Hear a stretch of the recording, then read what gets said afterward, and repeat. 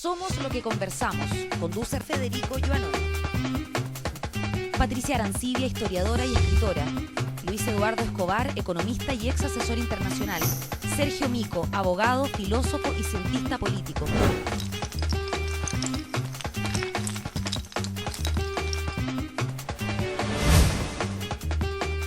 SQC. Somos lo que conversamos. Hola, ¿qué tal? Somos lo que conversamos. SQC, acá desde la Universidad de Talca, nuestro anfitrión y auspiciador. Estamos con nuestros contertulios de siempre en un día muy especial. Hoy es 11 de septiembre.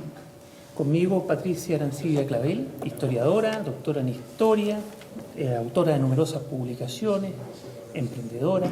¿Cómo estás, Patricia? Hola, Federico, qué gusto estar aquí de nuevo. Muchas gracias. Bienvenida. Don Sergio Mico, abogado, cientista político, doctor en filosofía, profesor del Instituto de Asuntos Públicos de la Universidad de Chile, autor también de numerosas publicaciones. Bienvenido, Sergio. Hola, Federico, ¿cómo estás tú? Muy bien, aquí. Oye, Luis Eduardo Escobar, nuestro tercer contertulio, economista, candidato a doctor en economía, asesor de empresas y hombre muy preocupado de la cosa pública, experto en temas electorales, no, sobre todo tributarios. Recientemente tributarios. Es que ese ha sido el tema del mes. Por supuesto. Bienvenido, Luis Eduardo. Muchas gracias. Bueno, como decía, hoy es un día muy especial para todos, para Chile. 11 de septiembre. 39 años desde el año 73 y por lo mismo es tema obligado en esta tertulia donde hay distintas sensibilidades, todos amigos, pero distintas sensibilidades. Patricia, ¿tú querías partir con...? No, yo quería hacer una reflexión para partir. Es increíble, han pasado 39 años, casi 40 años, y seguimos conversando sobre un tema que realmente lo amerita porque fue un acontecimiento, el 11 de septiembre, el más importante, yo diría, como acontecimiento político del siglo XX. Y lo que me llama la atención es que pasado 40 años, 39 años, todavía en nuestro lenguaje, en cómo nos referimos al 11 de septiembre, si hablamos de golpe o pronunciamiento, o cómo nos referimos después a lo que vino, régimen militar, gobierno militar o dictadura, frente a todo esto hay un lenguaje que de alguna u otra manera te deja enraizado en ese pasado de 39. Y obviamente las interpretaciones son muchas y lo que hace el historiador en general es tratar de unir las piezas del puzzle. Y obviamente como la historia, como decía mi querido maestro Mario Góngora, es una mansión de muchas moradas, cada uno de nosotros habitamos en piezas diferentes de una misma casa que tenía el techo de Chile. Entonces es súper interesante, después que ha pasado el tiempo, con menos pasión que la que se vivió en ese momento, pudiéramos recordar quizás en qué estábamos, qué edad teníamos y cómo fue este proceso que nos ha marcado tan fuerte, pues aunque parezca increíble, por lo menos aquí somos dos que somos de la generación del 73, es decir, fuimos marcados, nuestra vida quedó marcada por ese acontecimiento. Tú eres mucho más joven, lo mismo que Sergio, no tanto, pero las consecuencias a ustedes lo marcaron, pero a nosotros el hecho mismo. ¿En qué estabas tú el 73, el 11 de septiembre? Yo estaba en la Universidad Católica, yo estudiaba historia, participaba activamente en un movimiento nacionalista que se llamaba Patria y Libertad. Era absolutamente contraria a que Chile fuera gobernado por una dictadura del proletariado. Creía firmemente en ese tiempo que era importante evitar por todos los medios que Chile se convirtiera en un eje más de la Unión Soviética y de sus países satélites. Y si bien tenía 17, 18 años, en esos tiempos los jóvenes éramos también como hoy muy revolucionarios y queríamos, digamos, cambios y creíamos que en el caso mío, que teníamos que luchar por un gobierno que a todas luces me parecía a mí, a pesar de mi edad, me parecía que era lamentable. Tenía mucho temor a que lo que se estaba viviendo en el campo político, social y económico terminara, digamos, en un desastre tremendo. Y ¿Tú realmente pensabas que podía llegarse hacer un una dictadura del gobierno? proletariado? Absolutamente. Es decir, Lo pensaba, lo pensaba, lo sentía, lo creía, y mucha gente estábamos en eso. ¿Y viste el golpe con alivio, entonces? Y vi el golpe con mucho alivio. Yo me acuerdo que en mi casa se izó la bandera, se abrió una copa una botella de champán. Mi papá había muerto no hacía mucho como consecuencia de una serie de acontecimientos vinculados a la Unidad Popular, porque aquí la cosa familiar es increíble lo que te va afectando eres tú y tus circunstancias, en definitiva. ¿En tu familia había diversidad? En mi familia éramos 10 hermanos, somos 10 hermanos, aunque uno está arriba en el cielo, pero seguimos siendo 9. Y mi hermana era el Mapu, tenía otros amigos otros hermanos que eran tenientes o subtenientes en las Fuerzas Armadas. Y como te digo, había una diversidad de amistades. Yo era muy amiga en la universidad con la Sol Serrano, por ejemplo, con la Sofía Correa, por nombrar...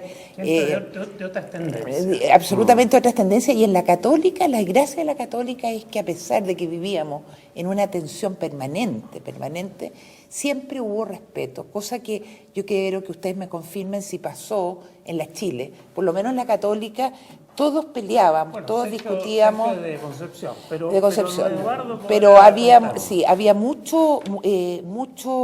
discusión, pero siempre con respeto. Y en lo último Pero que no, puedo ese contar... no era el clima en Chile. No era el clima en Chile, y yo recuerdo que ese 11, lo primero que yo hice cuando ya se supo que las Fuerzas Armadas habían llegado al poder ya en forma, se veía y que Allende había muerto, yo me acuerdo que llamé, no voy a dar los nombres, pero a 4 o 5 personas que eran de izquierda y de la democracia cristiana, porque yo noté que la cosa venía en grande, y les dije, necesitan algo. Es decir, porque era el clima Se veía que iba a haber muerto. Era el clima que se vivía en la Católica y entre la gente que uno conversaba, que discutía mucho, pero donde los derechos humanos de las personas, por lo menos en mi caso y en mi familia, era súper importante, y abrir las puertas a quienes en ese momento lo necesitaban. Y hay fe de que eso es así. Gracias, Patricia. Bueno, Eduardo, ¿en qué estabas tú el 11 de septiembre del 73? Bueno, yo yo tenía 22 años. Estaba casado, estábamos esperando a mi primera hija. Mi mujer tenía varios meses de embarazo, como 5 meses de embarazo. Y bueno, en realidad el ambiente en los días previos al golpe olían a golpe. O sea, se hablaba abiertamente de que había serias posibilidades de que hubiera un golpe de Estado. Tu papá un hombre de derecha. Pero no vivía en Chile. Yo vivía solo con una hermana. Yo ya estaba casado, así es que vivía solo con mi mujer. ¿Tú apoyaste activamente como estudiante a la Unidad Popular? Yo, mira, en la elección misma del 70 yo no tenía derecho a voto. Había que tener 21 años para votar en esa época, entonces yo no tuve derecho a voto. Y yo, cuando uno comparaba los programas de Tomic y de Allende, eran prácticamente idénticos. Y Tomic, un par de años antes, había dicho: no habrá candidatura a Tomic si no hay unidad popular. Claro. Y él pensaba en una unidad popular con los socialistas y el Partido Comunista. Eso no se dio, en fin. ¿Tú militabas? Bueno, pasó. Yo me había ido para mi casa, como se decía en esa época, como un año antes. A principios del 72. ¿Desde dónde? Desde el MIR. Yo alcancé a estar como pocos meses en el MIR, había estado en el Frente de Estudiantes Revolucionarios antes. En el FER, había sido vocal de la Escuela de Economía. Y para ti el tema del golpe que se veía venir no era nada de menor. Era yo sabía más o menos lo que iba a pasar. Se había filtrado suficiente información del ejército sobre los planes para ocupar Santiago, y entonces yo sabía que el sistema de anillos que iban a usar para controlar la ciudad, y entonces yo sabía que tenía como 24 horas en las cuales me podía mover dentro de Santiago, y en esas 24 horas lo que hice fue limpiar el departamento. Sabía que el golpe militar iba a ser muy duro. Y quemar cosas, botar otras. entonces yo tenía un póster grande, por ejemplo, de Carlos Marx. Esa cuestión la desarmé y todos los libros de Marx, de Lenin, de Kautsky, en fin, de los pensadores marxistas de la época. De la Rosa Luxemburgo. De la Rosa Luxemburgo también, de algunos trotskistas. En fin, y libros de política. Mi padre había estado en política y yo había recibido de él muchos libros de política. Entre ellos uno de Frey, de Edwards Vives y de Frey, que claro, la historia de los partidos políticos en Chile, donde hay un epílogo que es notable y que yo lo he vuelto a leer un par de veces después, donde Frey decía que lo único que no había que hacer en política en Chile era entregarle el mando a los militares. Sí, y eso fue escrito como al principio de la 40 y tanto. Fines de la década del 40. Claro. En mala hora cambió de opinión. En mala hora cambió de opinión. Bueno, entonces era una situación muy tensa. Y pocos días después allanaron a una vecina mía, se la llevaron presa, y yo pensé que me iban a llevar preso junto con ella, digamos. Así que estuve sentado esperando a que me llevaran preso porque no tenía para dónde arrancar, digamos. ¿Ahora incluido en que no te llevaran y que tu papá haya sido ministro? No, mi padre no era ministro en esa época. No, había sido ministro de Jorge Alessandri. No, pero como estaba claro en la novela esta, ¿cómo se llamaba? La ¿Cuál? novela de la Allende. La Casa de los Espíritus. La Casa de los Espíritus era lo mismo. En ese momento los civiles los civiles no costaban nada. No costaban, y menos el caballero vivía en Estados Unidos, así que no tuvo nada. ¿Pero tenías algún temor que te tomaran preso por haber sido del MIR? ¿O porque... Sí, porque había un sistema de denuncias dentro de la universidad. ¿Soplanaje? Soplanaje, decir fulano son peligrosos. Claro. Ahora, yo Tú creo vienes que del mundo universitario de la Chile, ¿no? de la Chile, sí. Sí. Y el de la Chile, había ese en la Chile, la Escuela de Economía se dividió. Claro. Y llegó el punto que los profesores no podían conversar entre ellos. Entonces, en realidad... Nadie confiaba en nadie. No, y la escuela se había dividido y los de centro izquierda por un lado, los de centro derecha, que incluían a la DC en esa época, para el otro lado, y los libros de la biblioteca, si eran pares, se repartían mitimotes, si eran impares, se echaba al carrocello. Qué tremendo. Hubo dos escuelas de economía. Sí, claro. 2 escuelas de economía, 2 institutos de economía, etcétera. Fue un desastre mayor. Sí, significativo. O sea, a nivel simbólico era... Claro, yo creo que reflejó el quiebre a fines de la época, un año antes del golpe. Claro. Pero después, al final, bueno, yo siempre creía que esta cuestión era una locura. ¿Tuviste que era inevitable o no? Quitaste la palabra de la boca. Sí, a tu entender era evitable como ex militante del MIR en esa época. O sea, a mí me queda claro de que el MIR y todos esos grupos no tenían ninguna capacidad de reacción militar en serio. A mí, yo había ido, como seguramente a Patricia le tocó ir alguna vez, a un entrenamiento sobre cómo usar armas. A mí me enseñaron a usar armas los Boy Scouts en Estados Unidos, así que no era un gran misterio armar y desarmar una pistola y ese tipo de cosas, pero tú te das cuenta de que me pedían por favor de que yo llegara la pistola porque no habían armas de fuego con quien entrenarlo. Entonces, ¿a quién ibas a entrenar con una pistola ajena? No habían armas. No había capacidad operativa. Ninguna. Pero, ¿y tú lo viste como inevitable o siempre pensaste que podía evitarse? No, yo pensé que era inevitable. Lo que no tenía nada de claro era si acaso había más capacidad... Que tú no conocieras. Claro, de guerra civil. Y hay una cosa que mencionó Patricia anteriormente que a mí me llamó mucho la atención siempre, de ahí en adelante, incluso después viviendo en el extranjero, era que cuando 2 chilenos que no se conocían se veían por primera vez, lo primero que trataban de averiguar con preguntas indirectas era a qué lado había estado para el día del golpe. Y yo creo que eso, yo he escuchado gente que, digamos, me llamaba mucho la atención, gente que todavía discutía con gran vehemencia sobre Balmaceda y la guerra civil, y yo creo que el 73 nos va a marcar, como decía Patricia, para siempre. O sea, la gente que está de un lado y de otro, uno puede tener relaciones cordiales, incluso de amistad, pero hay un quiebre, hay una cosa bien profunda. Tienen que morirse algunas generaciones para que eso deje de ser así. Bueno, a lo que quería es aludir con lo de Balmaceda, es que aunque se mueran, van a ser los hijos, van a Claro, seguir pero cada diciendo, vez es menos doloroso. Es menos doloroso, claro. sí. Pero va a tardar mucho tiempo en superarse. Sergio Mico, Bueno, Tú eras un niño de pecho, pero no, tenía 9 años, pero yo... en Concepción. Claro, pero yo vivía a 4 cuadras de la Universidad de Concepción, que es donde nace el movimiento de izquierda revolucionario. Tengo el recuerdo, el paro de octubre del 72 muy fuerte, las elecciones de marzo del 73.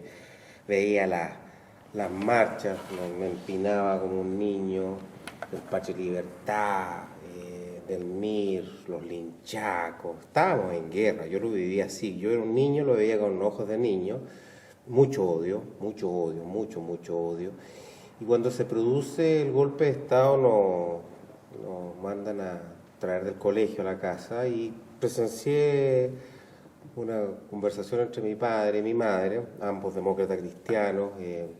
Mi mamá se largó a llorar porque ella creía de que esto era para rato, digamos, que era un mundo el que se había venido abajo. Yo, para serle franco, yo no lo viví así yo lo viví como un alivio. Como niño es lo que... Se había acabado la guerra, digamos, y habían ganado los que habían tenido que ganar.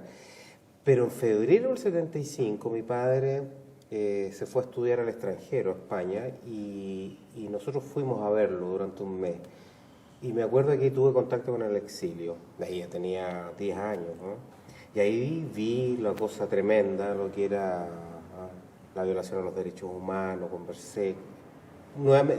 Maduré muy rápidamente ahí políticamente y volví opositor, digamos, cuando vi eso. Pero ese es mi recuerdo de un país muy, muy dividido, con mucho odio. Eso lo volví a sentir con mucha fuerza a 2 cuadras de mi casa en las protestas del año 83. Yo creo que ahí también hubo un momento de nuevamente esta expresión de un odio en la calle expresado con mucha violencia. Así que yo te diría eso. Yo creo que soy un chileno en ese sentido que vivió con sentimientos muy encontrados el 11 de septiembre del 73. ¿Y tú, Federico? Bueno, yo tenía la misma de Sergio. Me veo mucho menor, pero sí, No, somos claro, de la edad. sobre todo por tu pelo.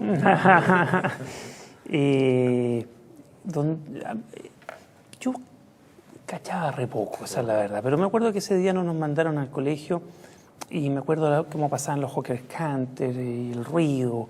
Había sensación de, en el barrio donde yo vivía, un sector más bien acomodado, había bastante alivio. Se respiraba alivio, los vecinitos estaban muy contentos. Yo no cachaba mucho, en mi casa nunca se habló de política, entonces no. Pero de a poco me fui dando cuenta, y porque soy de la generación que se hizo ciudadano en dictadura, desde mi perspectiva, en régimen militar o gobierno militar en la tuya. Cuasi democrático, es una precisión. Pero yo me acuerdo siendo niño, porque yo estaba en San Ignacio, en Alonso Valle, que era muy difícil ir y salir porque había mucha protesta en la Alameda, ¿no? Imagínate, yo viendo tomas audiovisuales de esa época, eran unos tremendos líos que había en la Alameda. Pero igual uno iba al colegio y volvía al colegio, alguien te llevaba, un vecino o un turno, ¿no? En esa época se usaba mucho el turno. O mi papá o mi mamá. Había mucha conmoción. Pero nunca, no tenía la edad de dimensionar el odio ni de dimensionar la tragedia, ¿no? Porque eso fue en definitiva un corte trágico. Y me formé después, a mí me hizo mucho bien después entrar a la Universidad de Chile, porque eso me contactó con la realidad. Con la realidad y el Chile más verdadero, más diverso, más pluralista.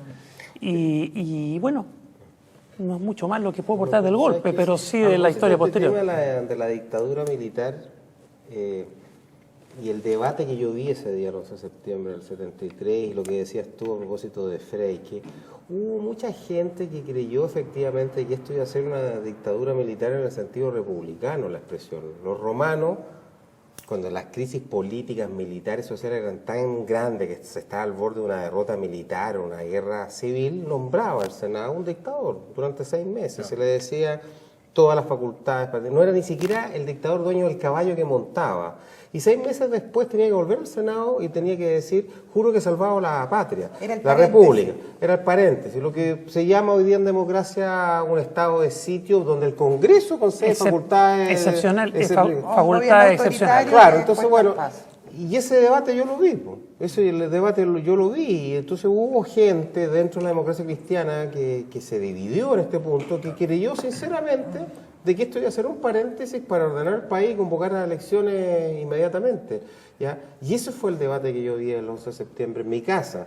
Pero un debate que está claro ya que era artificioso, claro, y era inventado. Por ¿no? eso te digo, por eso yo, pero es increíble como yo te digo, recuerdo eso de mi madre, inmediatamente percibió que esto venía, pero para rato por la crudeza de la acción militar, digamos. Yo creo que haber bombardeado con Hawker Hunter la moneda. Eso es un certificado. Y Tomás Moro. Eso es un certificado sí, pero, de... Claro, la moneda tiene un sentido simbólico, claro. Era la casa de la República. La moneda tiene un sentido simbólico, pero ir a bombardear además una casa la habitación del presidente. No, es tremendo. Claro. Yo siempre era me he una planteado, llegada para no irse. Era una racia. Yo siempre me he planteado, y lo he conversado con mucha gente que obviamente estaba en el otro lado de la trinchera en ese tiempo, porque en ese tiempo se hablaba de trincheras, de guerra. Qué bueno que ponga ese punto. De mirar el tema ahora, si es que podemos mirarlo con un poquito más de distancia. Y la pregunta es esta: ¿qué pasó en Chile?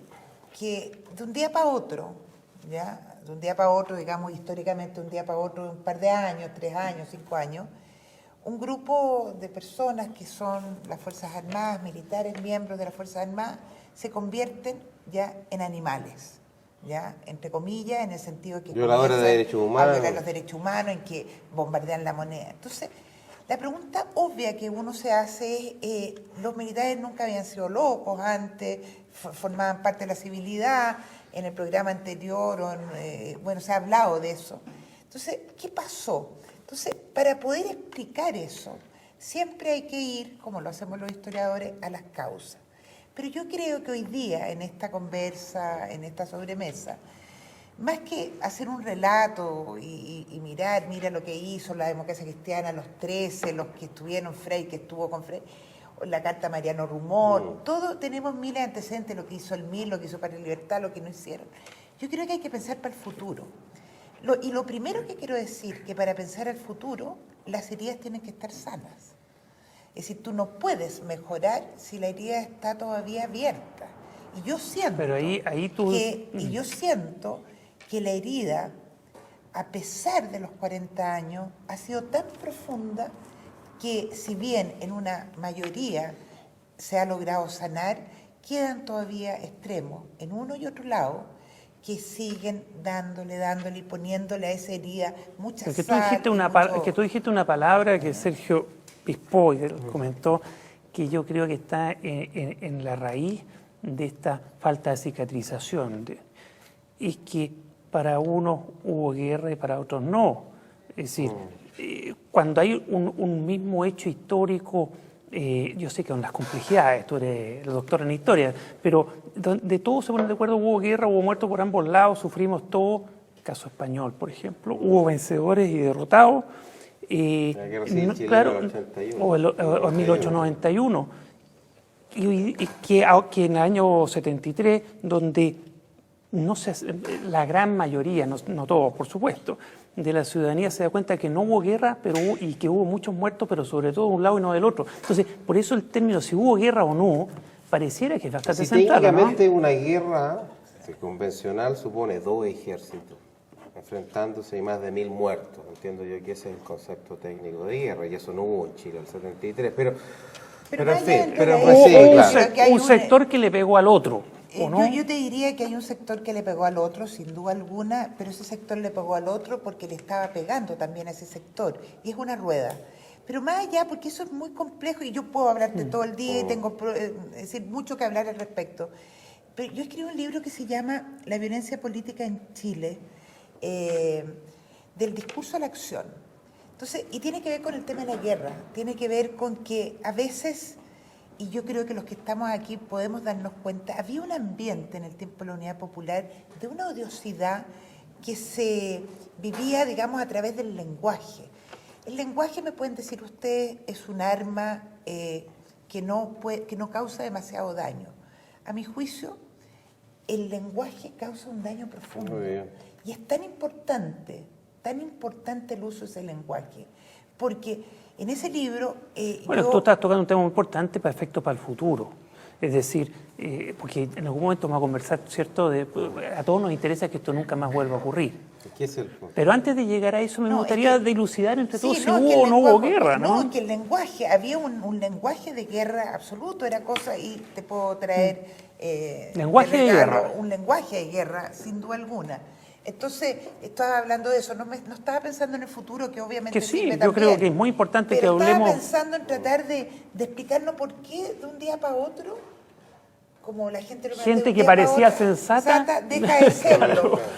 A ver, cuando no había una ideología detrás, como sí hay Bueno, la ideologías había. de violencia. La había. Acuérdate que estábamos en plena Guerra Fría, erradicando... Yo creo que... Claro, y ahí ¿Qué le tenemos parece que sí. paremos en un Eso es corte interesante. y volvemos hablando de eso y de lo que viene y para que nunca más en Chile, que yo creo que es lo que más nos reúne, ¿no? Acá de la Universidad de Talca, en su sede de Santiago. Volvemos. Estás viendo Somos lo que conversamos. Conéctate con el Mostrador TV.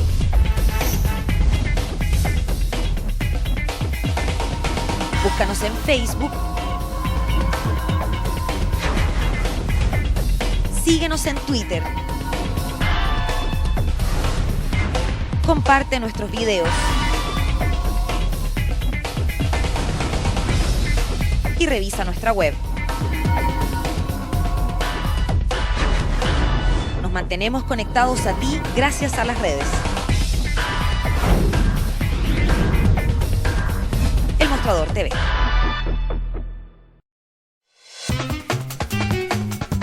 Estás viendo Somos lo que conversamos.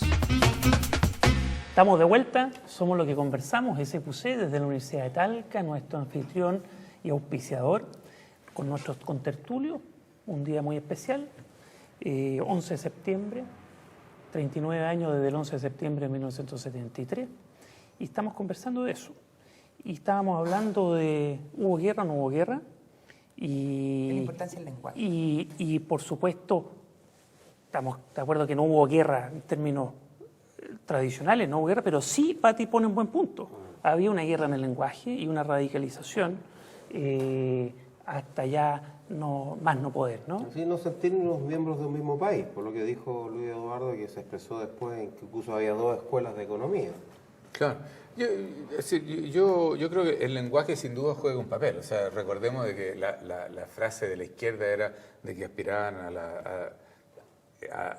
la dictadura del proletariado. Entonces, aspirar a la dictadura del proletariado significaba aunque no fuera practicable, digamos, el uso, ya claro, decirlo, pero ¿no? era Y no el era el uso, programa de gobierno de Salvador Allende, pero eso era la ideología. pero la marxista, ideología reinante leninista, de la izquierda era esa, digamos, de que la única manera de llegar a una nueva sociedad era instaurando la dictadura del proletariado. Y eso significa que los intereses de la minoría, supuestamente, pasaban a pérdida y chao nomás, ¿no? Usando cualquier método entonces, de lucha, como claro, el Congreso de Chillán del PS, claro. el año 65. Entonces, aunque no fuera practicable, era algo que se decía, Era algo y por que lo, se decía, y era por algo lo que mismo se te decía. dividía el mundo completamente. No, y después el Patria Libertad usaba una expresión enrayado en los muros, recuerden Yakarta. En Yakarta asesinaron, los militares asesinaron a 100.000 personas en las calles de Indonesia.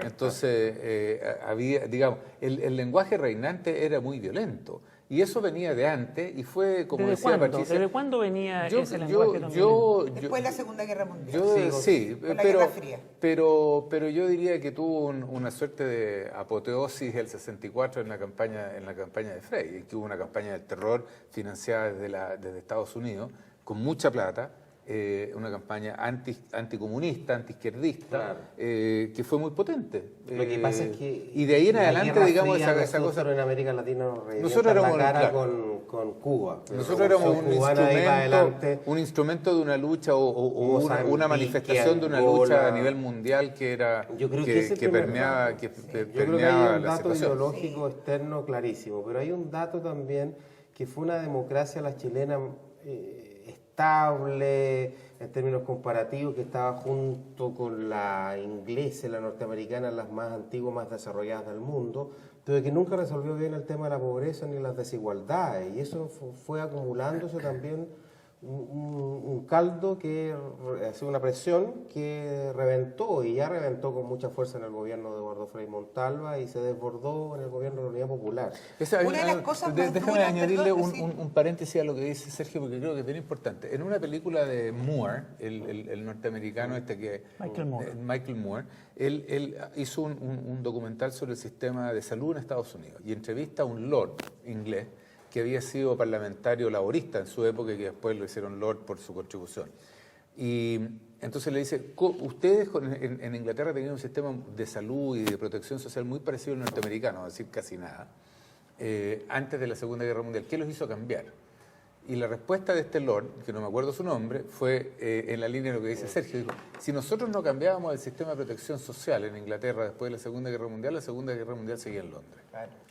¿Ya? Y yo creo que eso que para este tipo era tan importante, tan central en su planteamiento, es una cosa a la cual no nos hemos hecho cargo en Chile hasta el día de hoy. Yo quería decir, antes quería decir una cosa.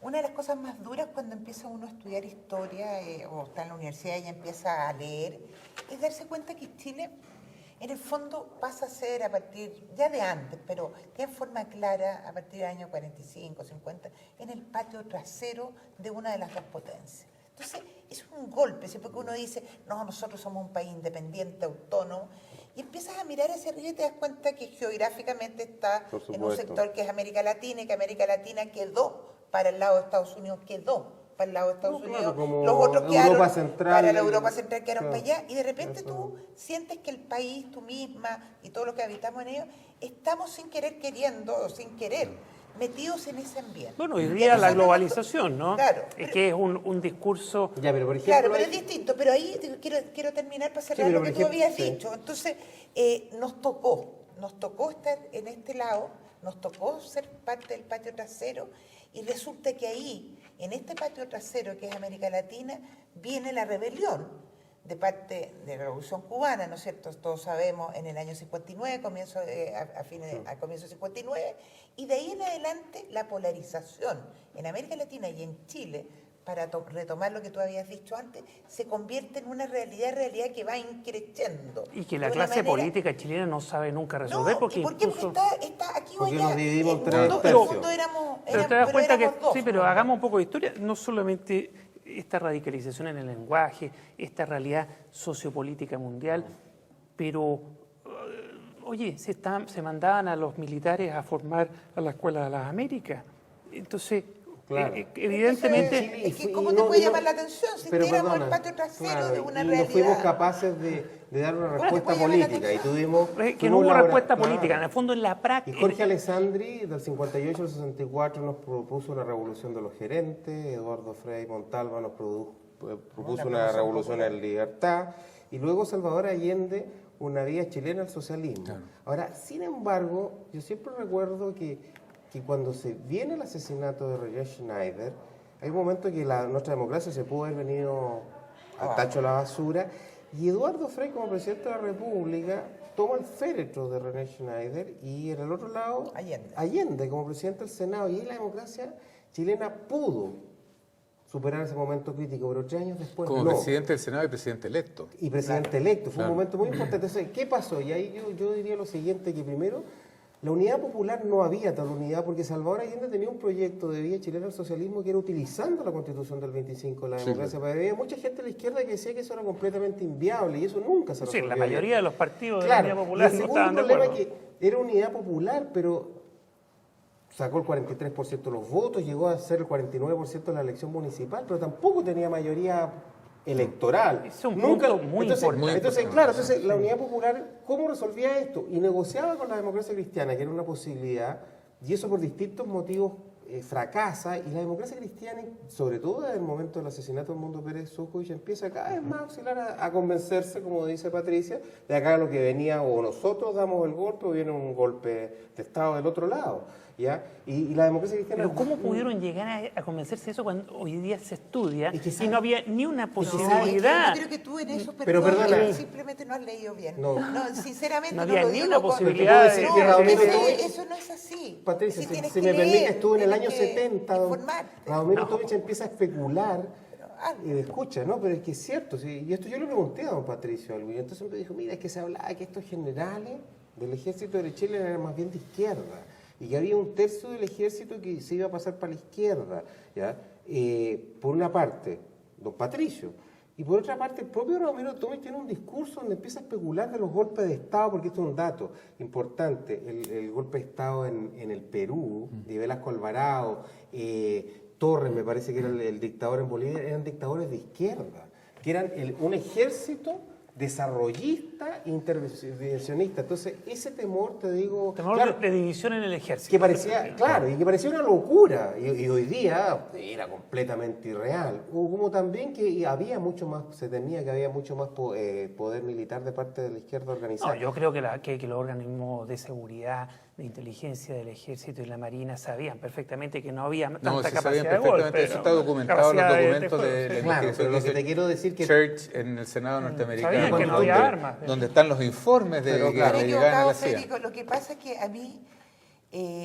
¿Pero en qué yo creo equivocado? No, yo creo que aquí está bien. No, yo lo que he Nosotros dicho, podemos perdona, tener que percepciones, personas pero muy... tú no puedes ir en contra de, de las fuentes mismas. Tú has mencionado muy bien Luis Eduardo Church, el informe Church, donde prueba, digamos, que ya desde el año 64, en la elección de Frei Montalva, digamos, dentro de esta idea de patio trasero, Estados Unidos apoyó clara y abiertamente al gobierno, la campaña con plata y todo.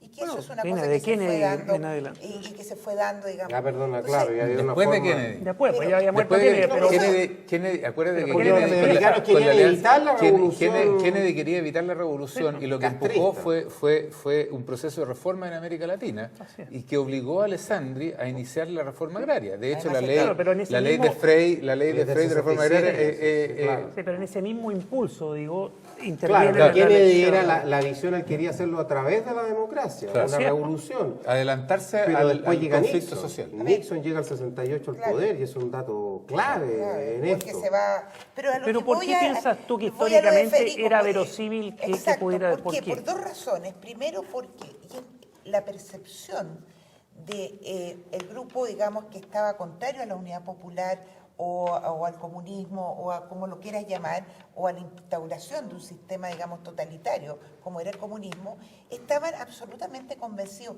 por el discurso, por una parte, por el discurso público, es decir, que tú vas a los diarios de la sí, época, y yo lo tengo escrito. Pero digamos. si eso es real, había un Más- tema de lenguaje, Más, digamos. No las creyeron que eran conversaciones, solo palabras. Claro, más. pero los obviamente. militares sabían que eran solo Yo palabras. creo, No, pues que le estás dando a los militares una capacidad de inteligencia, digamos, no sí, inteligencia. sí, inteligencia militar. No, se la doy, a alguien hay que dársela, ¿no?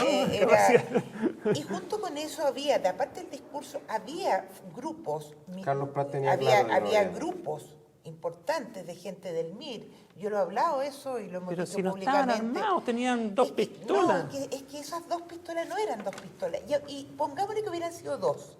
Lo que pasa es que yo no creía que tú me decías que tenías dos y yo estaba en tu bando contrario. Tú tenías 100. No, eso te lo acepto, entonces- porque No, el había un lenguaje... bluff ahí de No, por porque el medio. Claro, lenguaje, el y lenguaje crea realidades, entonces, pues no, es que estoy de eso es acuerdo. súper, es que Y eso parece me parece algo el baladí. tanquetazo Pero del eso- 29 de junio se llamó a los cordones industriales a reaccionar y ahí también hubo mucha ostentación. Yo digo, yo hice mi tesis como estudiante, Sí, pero- y uno se da cuenta Que hubo mucho, claro. mucho Y por eso- juego, y por eso- juego y poco. y por eso hay- Pero esa era la clase política, pero lo que yo digo es que a nivel de inteligencia militar, Militar. había convicción, Bueno, te puedo conciencia decir de que en no la había memoria capacidad. Carlos Pratt le dice esto a Allende.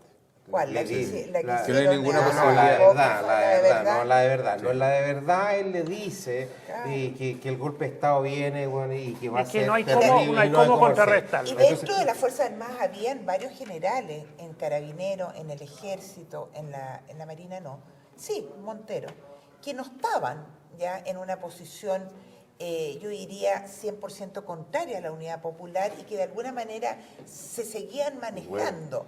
Entonces, bueno, porque creían en el orden republicano. Lo que pasa es que en los análisis féricos, y por eso me exalto un poco, claro, porque en los análisis tendemos de nuevo, y se trata de no hacerlo de nuevo, de ir a las cosas macro, grandes, y ya tenemos los antecedentes, tanto de un lado como de otro. Si no es para defender posiciones, es para que de verdad, después de 39 años, donde yo me he dedicado, yo te digo, yo he dedicado gran parte de mi vida a estudiar la historia de Chile reciente, con testimonios desde el PC más fuerte del MIR hasta el otro lado, hasta los militares. Ahora, el PC también es un buen caso, te estoy hablando Patricia, pero el PC, por ejemplo, sabía perfectamente que la Unión Soviética jamás iba a apoyar era algo oficial, nueva república.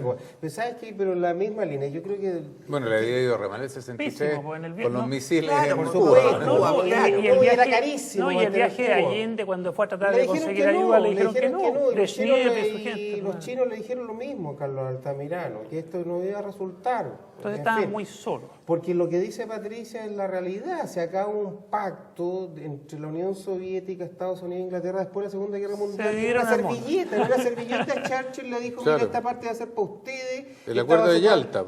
Y bueno, y América Latina queda en parte de Estados Unidos. Y quedaron solo en disputa como en África, en Asia.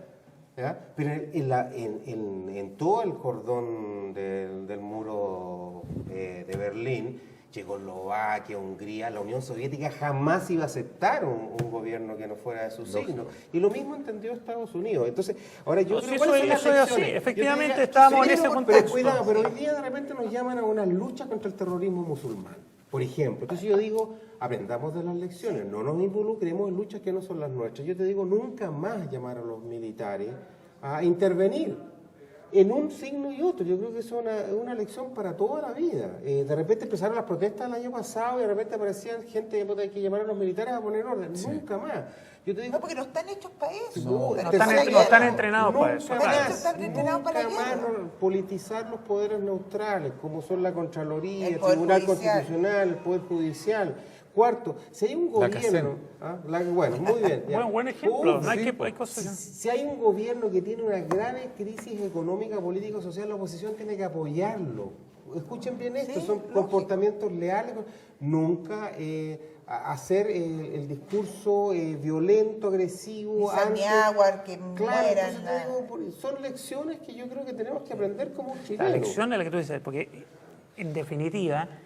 el relato, como decía Don Gueira, a propósito del otro tema. También. Oye, pero el punto es que va creando realidades. Que aunque uno después se da cuenta que no era nada de real, nada de cierto, creó realidad y en un contexto bipolar mundial fueron realidades incontrarrestables y arrastró. Claro, ella sabe que no hubo guerra, hubo un matonaje de un lado al otro, pero como bien dice Patricia, nunca hubo un ejército al frente. Nunca. Entonces, pero como bien, y no había capacidad de fuego.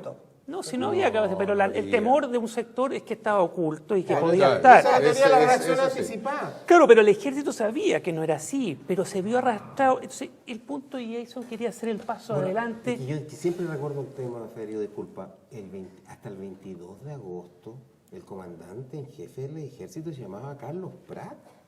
Si el ejército al final de los finales se vio involucrado en un proceso cuando ya todo se había desbordado, la Iglesia Católica llamando al acuerdo y ya todos los demás estábamos en un lado o en el otro. Pero ¿cómo fue que se dio a mí un misterio? Sí, por eso, ¿Cómo se dio ese paso del tema semántico, del tema revolucionario, verbal, oral? No, que había violencia en las calles. Sí, porque donde tú fueras ya... Había colas, ¿cierto? Había desabastecimiento. Había desabastecimiento. Llegó a 1000% la inflación. No llegó a 1000%. Pero de ahí a salir, pero de ahí... El promedio del 73... porque el promedio del 73, porque en octubre soltaron los precios. Pero nadie puede defender hoy día. Eso de la hiperinflación es parte de la propaganda, del gobierno militar. Había un proceso inflacionario desatado. Pero yo recuerdo 500% 73 en el libro. Pero claro, pero lógico, pero eso fue por el ajuste de precios que hubo al final. Mira, inflación, huelga de los camioneros, desabastecimiento, radicalización, miedo que el otro le pegue antes que uno le pegue.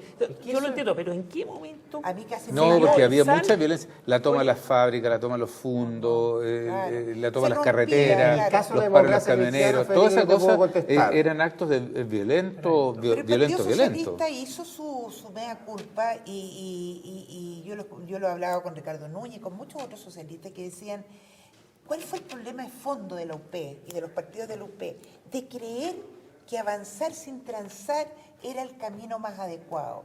Y esto lo digo porque era el eslogan, avanzar sin transar. De Carlos Altamirano. De Carlos Altamirano, de un grupo socialista de esa época que hay que entenderlo en ese contexto. Que desplazaron Pero, a la moderada, de Aniceto entonces, Rodríguez. y lo relaciono con hoy, con todas las, por favor, estamos en otro mundo, en En otra otro época. mundo, en pero otra- ojo, permíteme porque falta, pero otro mundo, pero están las instituciones en Chile hoy día Súper cuestionadas. crujiendo y están cuestionadas y no está ese clima verbal, no está radicalizado el mundo geopolíticamente y muchas cosas no son iguales, pero tenemos instituciones que están crujiendo y que hay que hacer un esfuerzo por fortalecerlas, mejorarlas, porque si no el lenguaje empieza a desmadrarse. Una vez que el lenguaje se empieza a desmadrar, empieza a crear realidades.